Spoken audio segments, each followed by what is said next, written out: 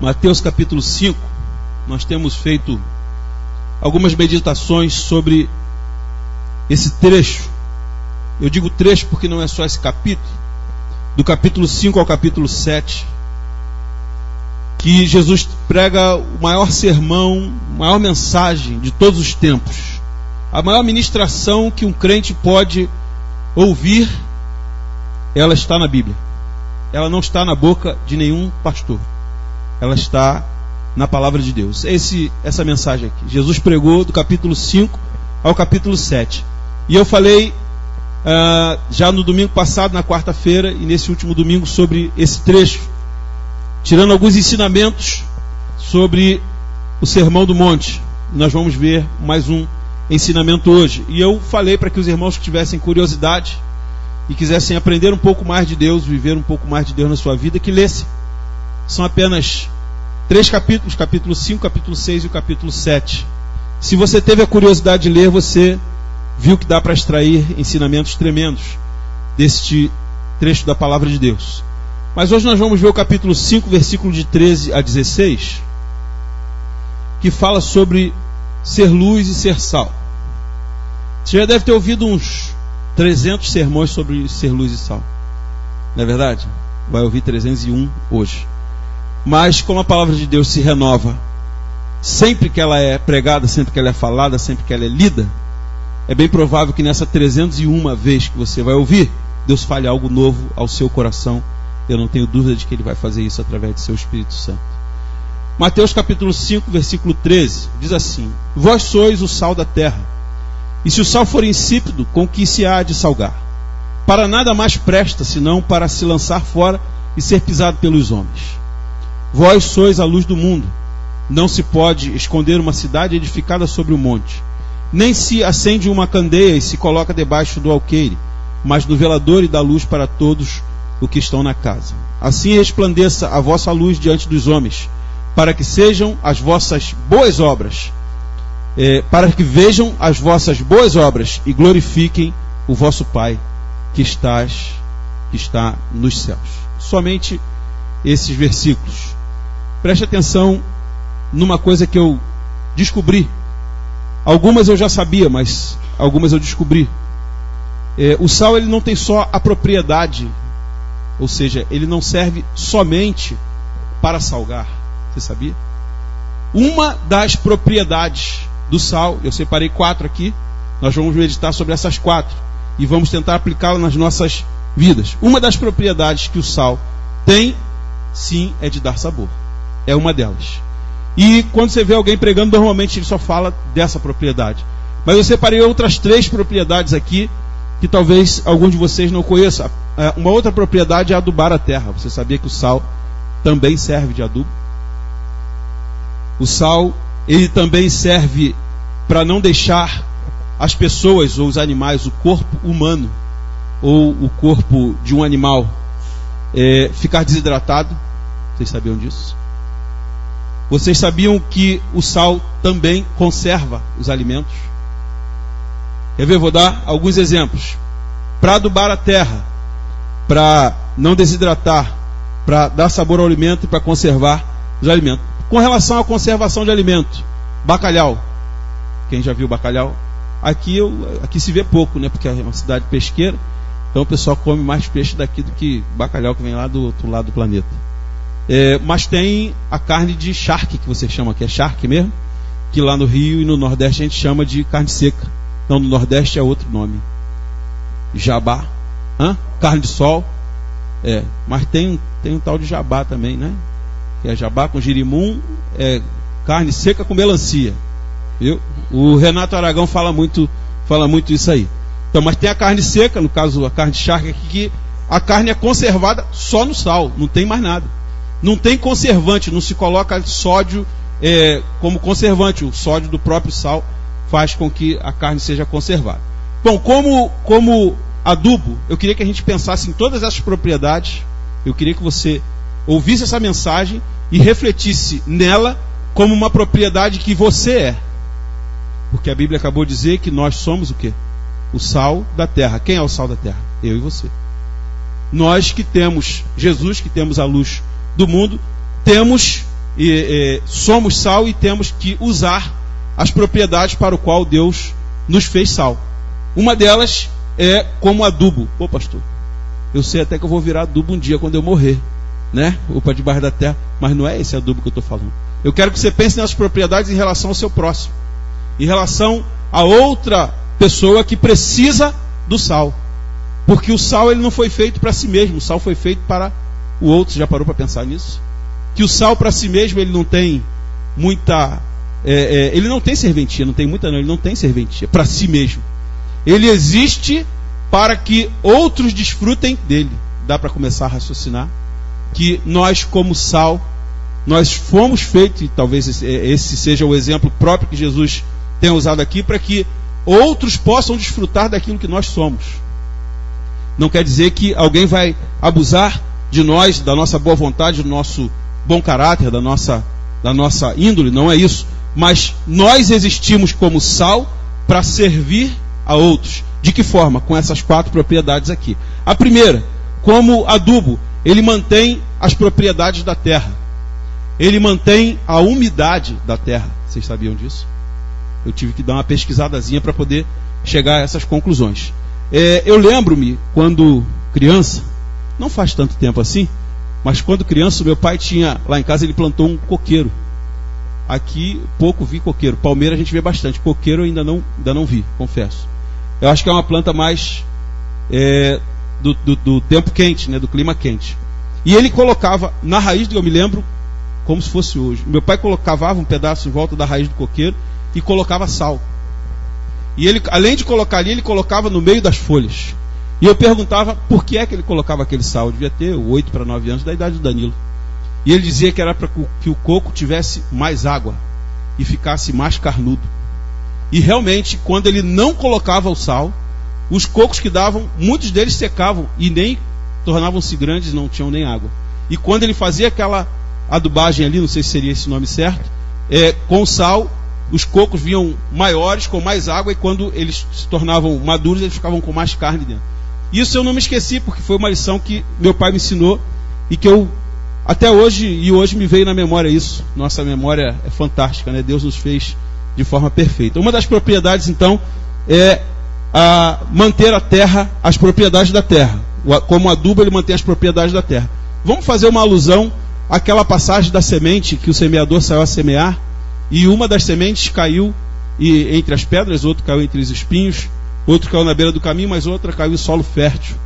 Agora para pensar, se eu sou sal, e eu tenho contato com o meu próximo, que ainda não conhece Jesus, e eu consigo ser, de alguma forma, um adubo para que, quando a semente cair naquele coração, aquela pessoa possa entender melhor a palavra e receber a salvação que Jesus Cristo oferece. A gente começa a trazer uma aplicação do sal direto para as nossas vidas. Como adubo, ele também faz a planta crescer melhor. Aplica-se a mesma propriedade. Se eu estou próximo de alguém, e nós vamos, até o final do ano, se Deus quiser, lançar um desafio para a igreja, aí é desafio mesmo. Sabe qual é o desafio? Vou abrir um parênteses aqui na mensagem. Cada um de nós alcançarmos uma pessoa para Cristo. Cada um. Você já parou para pensar que se a nossa igreja tem hoje 41 membros e mais uns 30 frequentadores, aproximadamente, que vêm esporadicamente, nós vamos contar os 41 membros. Se com 41 membros, cada um de nós assumirmos o compromisso de ser sal e de adubar, de ser adubo, para que a semente do evangelho que está caindo no coração de alguém possa germinar e crescer saudável, até o final, daqui a 6 meses, vamos dizer assim, daqui a 6 meses nós teremos o dobro de membros na igreja. Você concorda? Se daqui a 6 meses nós fizermos o mesmo propósito com as 82 pessoas que estiverem aqui, para que cada um alcance uma pessoa só para Jesus, em 6 meses, quantas pessoas nós vamos ter ao final de um ano? 164 pessoas. Fora os frequentadores, eu estou falando de membros. É possível isso? Totalmente possível. Do que é que depende isso? De mim e de vocês. De cada um de nós como indivíduo, como sal nessa terra que precisa muito, muito, muito. Essa terra chamada Rio Grande precisa muito de luz e de sal. Segunda propriedade do sal, ele ajuda a não desidratar. Eu aprendi certa vez com um nutricionista, que eu fiz algumas aulas, que se você ingerir sal, e a gente às vezes subia monte, e não era monte de 3 metros de altura, igual tem aqui em Rio Grande. Vamos orar no monte. Os montes são 10 metros de altura. Não, lá o monte era monte mesmo, era muito alto. Era 2 horas de subida para chegar no ponto mais alto. Eu não cheguei aí no ponto mais alto. Fui talvez a meia hora do ponto mais alto, que é o Pico da Pedra Branca, que é o ponto mais alto da cidade do Rio de Janeiro. Realmente é uma montanha. E ele nos orientou que não comesse muita coisa, que bebesse água antes de sair, bastante água, e levasse sal. Sal? Vou comer sal? Por que o sal? Porque o sal retém o líquido nas células. A pessoa que é hipertensa, é óbvio, não pode comer muito sal, justamente porque ele retém muito líquido nas células e aumenta a pressão do corpo. Agora, quem é normal, saudável, vou caminhar uma longa caminhada e não tenho muito como me hidratar. O sal vai me ajudar a manter a água nas células do meu corpo. Por isso, na época lá da Bíblia, os pastores davam sal para os animais. Por quê? Por causa da escassez de água. Era difícil encontrar água e o sal era muito precioso. Muito, muito precioso. Você sabia que na época de Abraão, até na época de Jesus, o sal era uma das coisas que tinha tamanha importância para a sociedade geral, tinha muito valor, justamente por causa das propriedades dele. Então, como o sal como adubo, já falei, e o sal como fonte de vida, eu diria aqui, para não desidratar. Se você desidratar, o que acontece com o seu corpo? Morre. Fica desidratado e começa a desencadear uma série de coisas. Normalmente o rim paralisa primeiro. Se eu tiver errado, alguém pode me corrigir, não tem problema. Mas normalmente é o rim que mais precisa, porque ele filtra o sangue, e a pessoa acaba morrendo de desidratação por falta de líquido do organismo. Você concorda comigo que as pessoas estão sedentas? Você concorda comigo que, apesar das pessoas morarem numa cidade que tem um monte de carro, um monte de casas, elas estão num deserto espiritual? Elas estão precisando ser hidratadas. Pior do que isso é que não temos muitas fontes de água saudável para poder matar a sede desse povo. Você está entendendo o que eu estou falando? Amém ou não amém? As fontes têm estado corrompidas. As pessoas seguem para uma fonte, chega lá, ela está crente que está bebendo uma água saudável, mas aquela água está poluída. Estou falando numa linguagem figurada. A pessoa bebe água dali, ela está crente que ela está se hidratando, e na verdade ela está se contaminando. E aí ela tenta caminhar um pouquinho mais no deserto, e ela pensa que está hidratada, ela está pior do que quando entrou ali. Porque ali ela recebeu uma água contaminada. O evangelho da conveniência, que tem sido pregado e que eu já falei várias vezes aqui, não vou repetir nessa mensagem. As pessoas estão sedentas por falta de água. Deus quer que nós sejamos sal para que elas consigam caminhar um pouco mais, para que elas não morram de desidratação. E você e eu temos essa tarefa de sermos sal para manter a vida desses que estão sedentos até que eles encontrem-se com a fonte de água viva que é Jesus. Terceira coisa, o sal serve para dar sabor. Aí a gente chegou àquilo que normalmente todo mundo fala. Mas vamos ver se tem alguma coisinha mais para a gente extrair desse texto. O sal, então, se ele dá sabor, ele serve como tempero. Não é verdade? Tempero. O que eu tenho visto hoje em dia são muitos crentes que ou usam o excesso de sal, ou se omitem e não são sal. Bom, os dois extremos são muito ruins. Aliás, tem um que é pior do que o outro. Porque se nós fizermos, e nós vamos fazer aqui sábado, um churrasco, você já está convidado, traga meio quilo de carne, e nós vamos fazer o churrasco da comunhão, que a gente faz todo segundo sábado do mês. Nós vamos antecipar para o primeiro sábado esse mês, porque o segundo ficou muito distante. E eu gostaria de participar com os irmãos, e eu vou estar, nesse sábado eu vou estar, no outro eu não vou poder estar. Então, nesse sábado nós vamos fazer um churrasco. Imagine, Paulo, se a gente fizesse aquele churrasco sem sal, ficaria bem. Dá até para comer, né? Se tiver com bastante fome, até desce. Não vai morrer de fome. Dá para comer uma carnezinha sem sal. Se tiver com bastante fome, come até rato. Não come não? Duvido. Fritinho, ó, sem sal. Só tirar os pelinhos. É só tirar os pelinhos do rato. Desce redondinho. Na escola não, mas desce redondinho. Hã?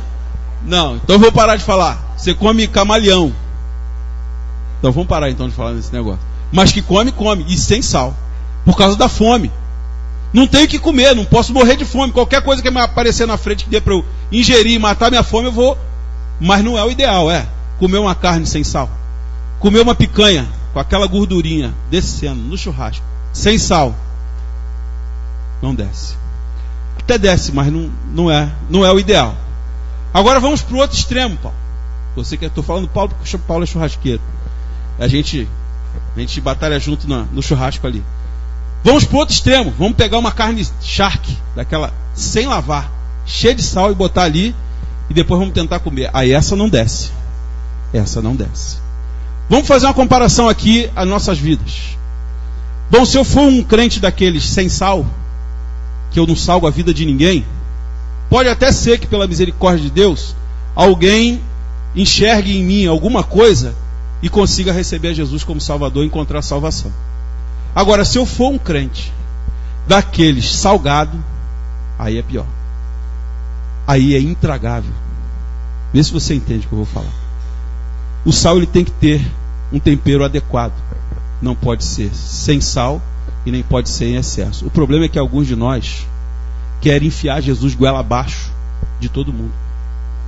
Qualquer pessoa que você encontra na rua, e tem um camarada lá no Rio de Janeiro, eu não o conheço pessoalmente, eu já o vi 3 vezes, dentro do supermercado. Qualquer pessoa que ele cumprimenta, ele quer enfiar Jesus goela abaixo daquela pessoa. Fecha a porta, por favor. Qualquer pessoa que ele cumprimenta, ele já cumprimenta falando a paz do Senhor, irmão. O camarada nem irmão é, nem crente é, caixa do supermercado, não sabe nem quem é, nunca viu, e ele já começa. Enquanto a menina está digitando, acho que a menina corre até mais rápido, mas enquanto a menina está digitando a compra dele, ele está, porque você tem que aceitar Jesus, que se tu não aceitar Jesus, olha, tu pode morrer amanhã e tu vai para o inferno, desse jeito. E tu vai para o inferno. Você sabia que o inferno é eterno, e tal, e tal. Sal em excesso. Você acha que uma pessoa vai conseguir tragar alguém assim? Você acha que dá para comer uma carne com esse tipo de sal? Não dá. É intragável. Bom, então tem que ser comedido, tem que ser temperado. Agora, quando a gente coloca o sal lá na carne, no churrasco, no meio do churrasco o sal já desapareceu. Não é assim ou não é? Você não consegue ver o sal. Você percebe que ele está ali quando você come. Quando você corta lá o pedaço da picanha que você vai ingerir, você sabe que aquele sal deu mais sabor àquela picanha. Que ela ficou muito mais apetitosa, porque nela está o sal. Mas quando você olha, você não vê o sal. Ele desapareceu. Portanto, se a gente tirar lição para as nossas vidas como sal dessa terra, a gente não precisa aparecer, a gente tem que dar sabor. A gente tem que fazer com que a vida daquele que não tem Jesus, daquele que não conhece a salvação, o amor de Cristo, a sua misericórdia, a sua graça, tenha mais sabor sem ser excessivo, porque senão a gente vai ser rejeitado. Aquela pessoa não precisa nem saber que ela está sendo salgada, mas quando ela se der por si, vamos dizer assim, não sei se seria essa palavra adequada, mas quando ela cair em cima de si, entendi agora a mensagem de salvação. Rapaz, era isso que eu estava precisando. Eu estava precisando de Jesus e não sabia. Você salgou sem aparecer. Porque de você, quando ela começou a conviver contigo, ela começou a entender o plano de salvação. Quando ela começou a conhecer você, ela começou a conhecer aquele que te ilumina. E aí a gente passa para outra parte aqui, não vou terminar ainda, passa para outra parte que a gente começa a ser luz. E a nossa luz, ela não é própria. Nós não somos estrelas, irmãos. Estrela tem luz própria. Estrela tem o brilho próprio. O sol é uma estrela, ele tem brilho próprio. Jesus não lida com estrelas. Jesus só lida com lua. Por que lua? Porque a lua ela reflete a luz do sol. A estrela é Jesus. Nós somos a lua. A iluminação de Jesus bate em nós e ela ilumina. Ilumina a terra. O reflexo de nós como reflexo, Da luz de Cristo, vamos iluminar aqueles que estiverem nessa terra. É isso que é a vontade de Deus. Quarta coisa, quarta propriedade do sal, ele é conservante. Ele conserva. Bom, mas o que eu preciso conservar então, se eu sou sal? Eu separei algumas coisas.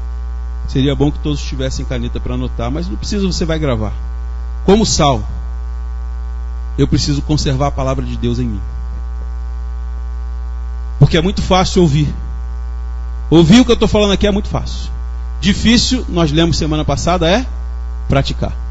E aquele que ouve essas palavras e não pratica, é como servo, é como o imprudente, compará-lo-ei como o imprudente, insensato, que construiu a sua casa sobre areia. E quando vem a chuva, quando vem a tempestade, aquela casa desaba. Bom, mas aquele que ouve essas palavras e pratica, eu comparo ele, diz o Senhor Jesus, ao prudente. Por quê? Porque edificou a sua casa sobre a rocha.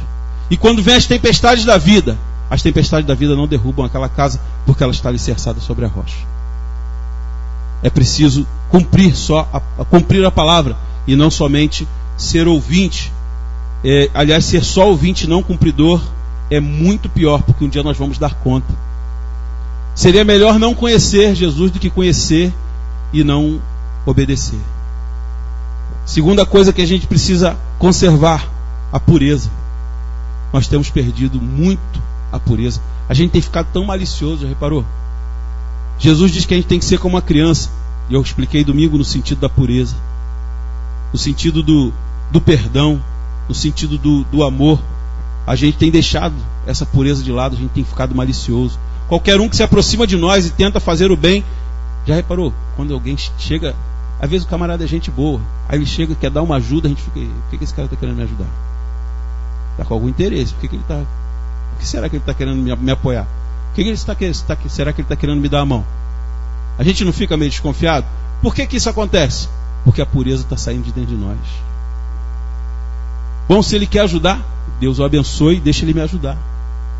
Eu recebo bem a ajuda, mas as contaminações desse mundo têm tirado muitas vezes a pureza de dentro de nós. O sal, como conservante que nós somos, precisamos conservar a pureza, precisamos conservar a misericórdia. Nós não temos sido, muitas vezes, irmãos, misericordiosos. Alguém faz alguma coisa errada, a gente quer punir, como se nós fôssemos juiz de alguém, como se nós tivéssemos o direito de julgar alguém e bater o martelo, condenando ou absolvendo. Eu lembro-me de um amigo do Jonas, que esteve aqui num desses churrascos, e ele falou assim para mim. Eu achei interessante aquilo, fantástico. Eu não sabia o que falaria se eu estivesse na situação do rapaz. Um rapaz chegou para ele e falou assim: senhor fulano, que eu não vou citar o nome, o senhor é muito inteligente. Olha a resposta que ele deu para o rapaz: e em qual pedestal você se coloca para me julgar se sou inteligente ou burro? Deu para entender? Eu não saberia o que fazer numa situação dessa, porque o rapaz fez um elogio. Claro, ele fez isso brincando com o rapaz e depois ele deixou só o rapaz desconcertado. Mas para pensar, até para fazer um elogio a alguém, que direito que nós temos de julgar se é ou não inteligente, se é ou não sábio? A resposta dele não foi sem razão, não. Tinha sentido. Tinha ou não tinha? Porque para eu me colocar num pedestal e dizer você é muito inteligente, eu estou querendo dizer que eu sou um pouco mais que consegui te avaliar. Eu te julguei. Julgar não é só para as coisas ruins. Jesus disse que é para a gente não julgar nada.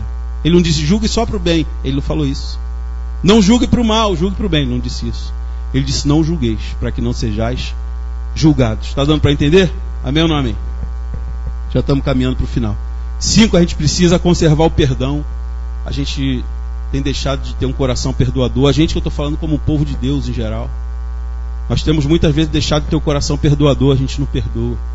Bateu com uma mão, a gente quer dar com duas. Se me ofendeu, aquele negócio de dar outra face, a gente arranca da Bíblia, porque isso aí não dá. A gente dá com as 4 patas.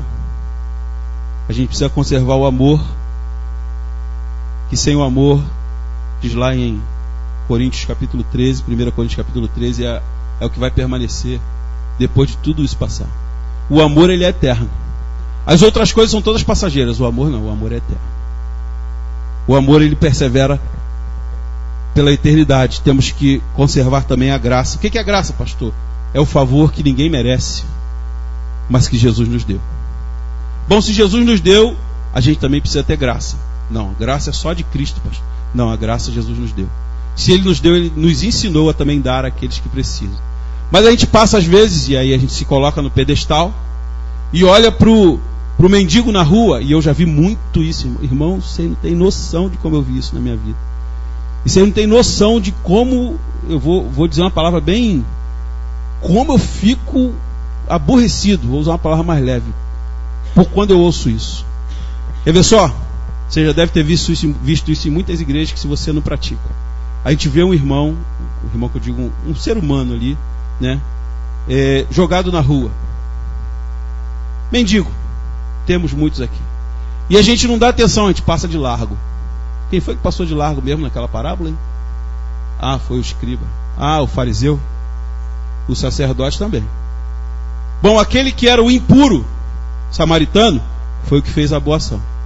Foi o que encontrou graça dentro dele para dar àquela pessoa que ele nem conhecia um favor imerecido.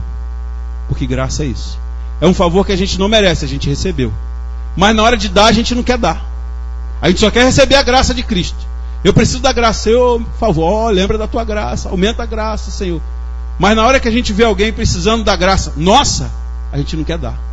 Sabe por quê? Porque nós nos colocamos num pedestal e julgamos. Ele deve estar ali, deve estar pagando por algum pecado. Ele deve estar sendo tratado por Deus, por isso ele está passando por essa situação. Quem já ouviu falar isso aqui? Que fulano está nessa situação porque está sendo tratado. Não ajuda não, senão vai sobrar para você. Que evangelho é esse? Onde é que você lê isso na Bíblia? Em lugar nenhum, né? Mas isso virou uma cultura dentro das igrejas. E você já deve ter ouvido falar nisso em muitas igrejas por aí. Não ajuda porque senão pode sobrar para você. Ele está sendo tratado por Deus. Bom, Jesus disse que é para eu fazer sem me preocupar em receber em troca. Jesus manda eu fazer por um inimigo. Eu não vou fazer por alguém que eu não conheço, que não é amigo, mas também não é inimigo. Mas eu preciso exercer a graça. Eu preciso conservar dentro de mim a graça. Para a gente terminar, eu preciso refletir a luz de Cristo. Através de você, pessoas precisam enxergar Jesus. Elas só vão enxergar Jesus se elas verem o reflexo de Jesus, da luz de Jesus em você. Senão elas não vão enxergar. Já deu para você, não sei se você já passou por essa experiência, faltar luz e a lua cheia estar brilhando no céu. Dá para caminhar? Dá para caminhar.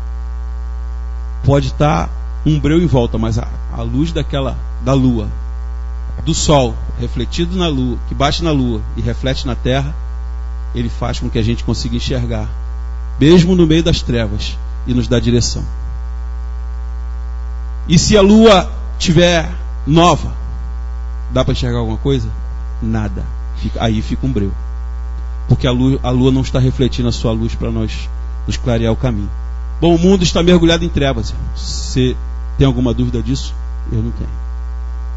Nós precisamos dar direção para esse povo que está mergulhado em trevas, e somente sendo luz, e somente sendo sal, com todas as essências da sua propriedade, com todas as suas aplicações. Eu tirei 4 aqui, pode ser até que tenha mais, mas eu tirei essas 4. Se a gente conseguir viver esse pedacinho do Sermão do Monte aqui, se os crentes, 42,5 milhões de crentes no Brasil, segundo o último censo do IBGE, conseguissem botar em prática isso, o Brasil seria outro. Você tem alguma dúvida disso? Eu não tenho. O Brasil seria muito mais iluminado. O Brasil seria muito mais temperado. Amém? Vamos ficar de pé? Você recebe essa palavra como de Deus? Dê um aplauso a Ele bem forte, porque Ele é que é o Senhor da palavra. Vamos louvar um cântico para a gente terminar?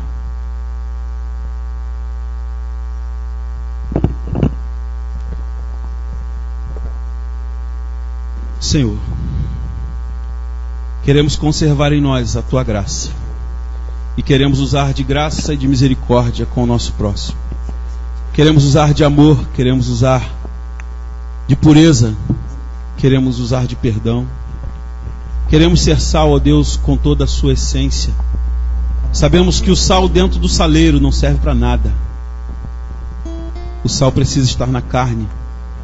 O sal precisa estar adubando. O sal precisa ser fonte de vida. E o sal precisa conservar. Que o Senhor nos dê a capacidade, Senhor, a tua misericórdia e a tua graça, para que sejamos luz e sal nessa terra, principalmente nessa terra chamada Rio Grande, onde o Senhor tem nos plantado para podermos fazer a diferença. Em nome de Jesus. Amém. Vamos louvar.